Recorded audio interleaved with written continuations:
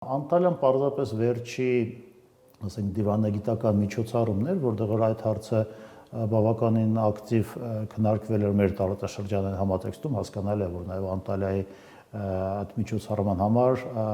Հարավ Կովկասի հարցեր առաջնահերթ չեն եղել, բայց կարծում եմ նմանատիպ նաև հնարավորություն կլինեն մոտակա այլ ֆորմատներով ներառալ նաև այդ հայտարարությունները, որ հնարավոր է նաև Հայաստանի եւ Ադրբեջանի ղեկավարները հանդիպեն մայիսի 9-ին Մոսկվայում։ Նոր սահմանադրության տեքստում չպետք է լինի հղում անկախության հռչակագրին, կարծում է վարչապետը։ Դա այսօրվա նորությունները։ Գուցե սա էլ է վերաբերում այն քննարկմանը, որի մասին էլի ասում է վարչապետը։ Այո, կարծում եմ հասկանալի է, որ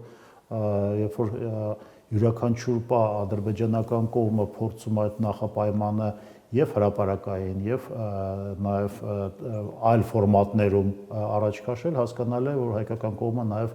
ստիպված այս կամ այն ձևով արձագանքել, քանի որ ոնց որ նշեցի, հենց հայկական կողմի շահերից է բխում այդ գործընթացի գոնե արհեստական, ասենք, ուժղացման կամ արագացման փուլը ցույց տալը։